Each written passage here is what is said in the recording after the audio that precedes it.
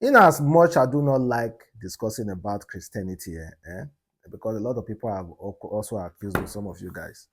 In as much I do not like to discuss about them, let us be honest, some of all those crazy catching stories are mainly from these pastors when it comes to the religious world. Oh. We know the imam have their own too, but majorly some of it that usually comes out are usually from these pastors.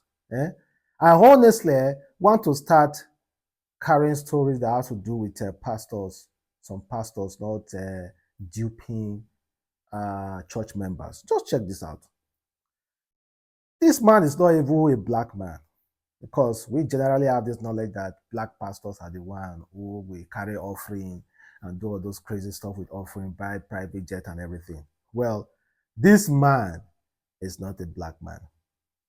He's a pastor in the USA, and he said God revealed to him that he should defraud his members of 1.3 million US dollars.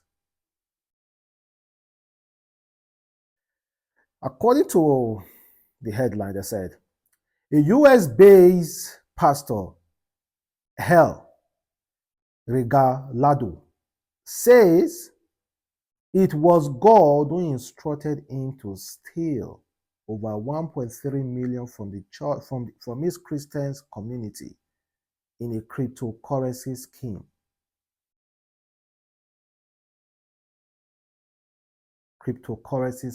And he's so bold and proud to admit that yes, indeed, he stole it because God revealed to him.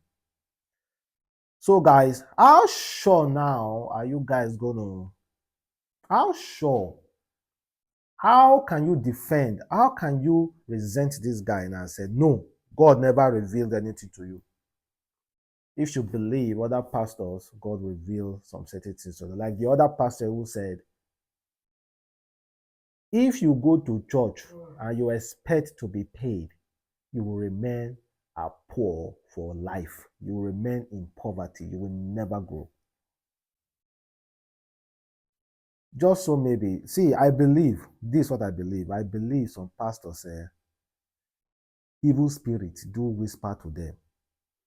Yeah. Evil spirits do sometimes come to them and whisper in their dreams. Whisper to them, and because they believe that it's only God that can whisper to them, they have automatically brainwashed themselves. They are psychopaths. They have brainwashed themselves to think that whatever they are doing is right. They already brainwashed themselves to believe that whatever dream they had is God that is showing them something. I have dreamt 1,000 times, and I can tell you most of my dreams are rubbish. They don't make sense. They have never come to pass, and it just simply do not make sense. These pastors have similar dreams too, and they make it make sense according to them. And you guys who are their followers being brainwashed alongside them. Some of these guys' members will still be like, yeah, God told him. And if God said this, nobody can say no. If God did this, nobody can say no.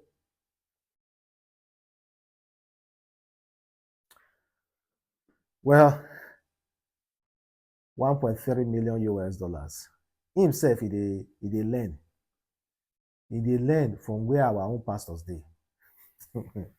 He dey learn from where our African pastors dey. They have bought private jets in their name. They have bought Range Rovers in their name. They buy designers every time. They buy so many stuff all the goddamn time. And nobody question them. Well, guys, I hope God show us the truth. Then, before I go to that LGBTQ, I want to go to, I want to talk a little bit on TB Joshua. So recently, it was already announced by DSTV that they are going to remove TB Joshua's channel from DSTV because of, according to them, because of low views. Well, TB Joshua church members are not happy. Most of them has resulted in destroying their GoTV and also their DSTV as well, because their DSTV refuses to continue showing Emmanuel's TV on their platform. And I think they are being paid for it. So for me, I believe it's kind of like a saboteur. You know why? It's simple. If someone is drawing in low views, reduce the price, the monthly payment you are paying to them. For example, if someone is getting so much view and you are paying them 1 million naira monthly, and the views have reduced, why not cut the prices? Now renegotiate and say, okay, you know what? You're going to reduce this price to so amount. And again, it's really hard. It's really hard. Huh? It's really hard for a church to survive after the general overseer died. It's extremely hard. The only church that I will ever think that can survive in this whole Nigeria, if you ask me, is I think that would be Redeem. Because Redeem, they do kind of like change general overseer. The person who founded Redeem, knows the person. It's not Pastor Adeboye. It's not Pastor Adeboye. So maybe if he transfer it to another person, not his child, though, I don't think if Pastor Adeboye transfer that head to his child, I think Redeem will fall. To another person that is not even from his family, then I think Redeem will continue to grow.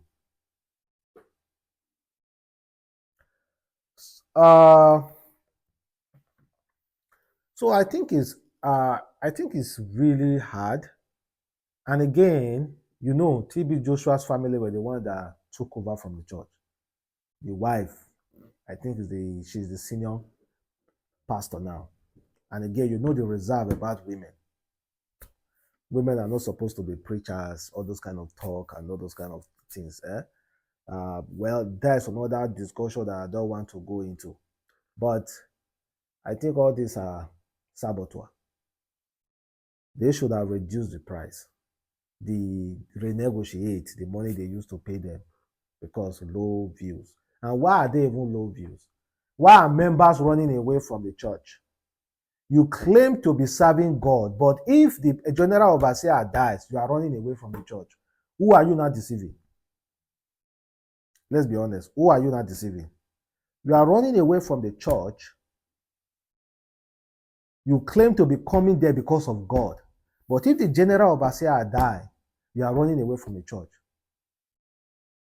You are seeking for one miracle to another because the general overseer is no longer there to perform miracle. You were in love with the general overseer. Stop deceiving yourself. I'm talking to every other church member, like Idausa Church. Who know Idausa then in Benin? So, guys, for those of you who have left that church now, you are lying against yourself. You are lying to yourself if you think you are serving God, moving from one church to another, seeking for miracles. You are not. And if somebody have not told you before, let me tell you, you are not serving God. You are serving the general overseer. You are serving the general overseer because if he dies, why not continue going to the church? Why not continue serving God in your heart? Why not? So I wish them all the best, though. I know with the BBC documentary, everything is going down a little bit now, so we are no longer hearing about it. BBC made money from the documentary, and whoever is trying to tarnish somebody's image, or if TB Joshua was lying, all those kind of things, everything just went like that. No justice, nothing. That is why if people have grievances, if you really have evidence, go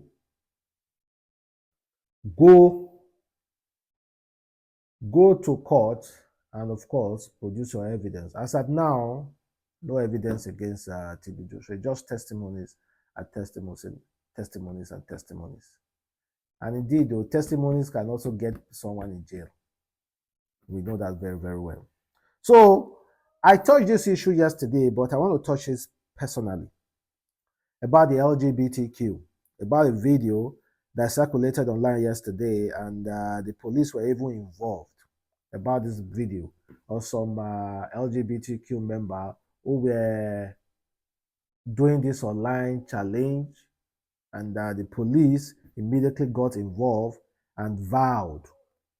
According to the police, they said they are criminals. They call them criminals and punishable under the law.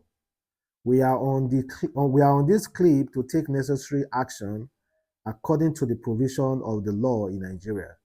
These are unnatural offenses and all totally condemned. Thanks. Well, people are still saying that, what about Bobrisky then? Why have you not arrested someone like Bobrisky and J Boogie, who underwent plastic surgery and the rest to enhance their body? No, that is the biased state we are. Me and people ask you that question. Why? Why haven't you gone for Bobrisky? Or just maybe because Bobrisky has not openly come out to say, I am a lesbian, I am binary, all this. But Bobrisky have openly said that he has a boyfriend. He has openly said that he has sugar daddy. He has openly twerk on a man. So do you want him to outrightly come out and say, oh, I'm this? No, that is just bias. That is just that is just you speaking from a different side of your mouth. So if the police are actually serious, go for somebody like Bobrisky first. Go for somebody like J Boogie and the rest first. Yeah? Go for somebody like James Brown. So let's hear from this BC Alemi. Let's check what he has to say. A group of brilliant, amazing, bold, and daredevil queer people made a video online talking about what a fabulous life they have for being queer despite the craziness in a country called Nigeria, and trust Nigerians to lose their. As at today, £1 is 1,750 naira. I have not seen anybody on the street protesting, no. But queer people pick the camera and they record. I'm queer. Gets everybody to do. So one tagged police, Nigerian police, and that is the funny part of it. Every time queer people do something, they will go and tag Nigerian police. You know how last bones used to do? That when their elders did something, they will now go and call their mother. Mommy, come and see, so that their mother will come. Their elders. I think they're on another level. Because one thing queer people do, you go and call police. I am not understanding what is going on. Anyway, wow, the whatever PRO, what is that one's job in the Nigerian police? Now replied, Shebi, despite the kidnapping in Abuja and all over Nigeria, despite all the madness that is going on, it's that one that Olumu, the person that's supposed to keep Nigerians safe, that's the one that he now replied to. But that's not why I'm making this video, because ignorance, they say, is bliss unless you're a police officer that does not know your job. One, being queer is not a criminal offense in Nigeria. You cannot arrest anybody because they are queer. Show me where it is in the constitution or in another law in Nigeria that says if you are queer, you are a criminal. It does not exist. Let's forget that. And in James Brown's voice, did you cut me?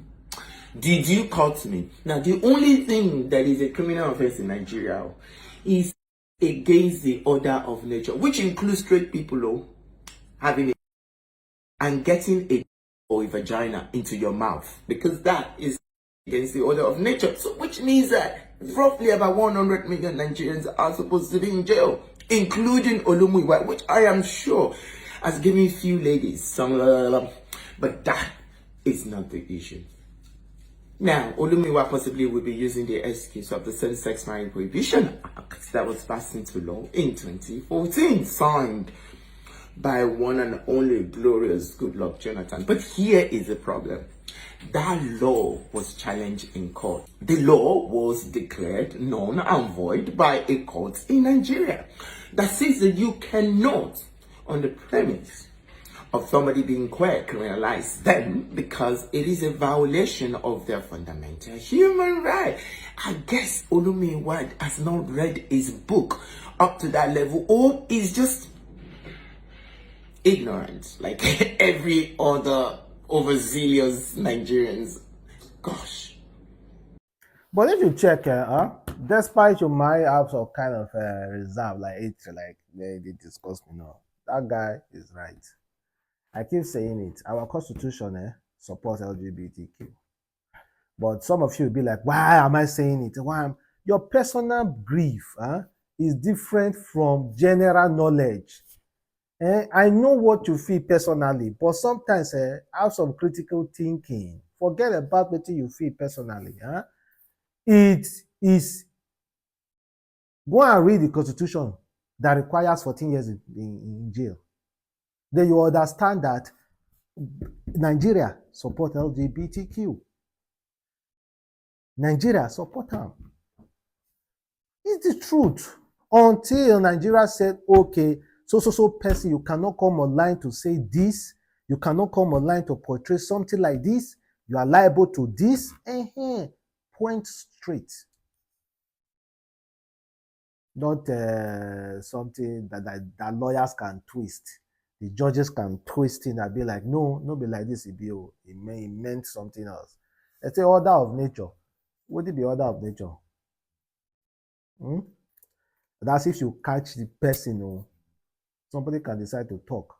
But if you no catch them, nothing will happen to them. And that's just how it is, guys. No be me talking.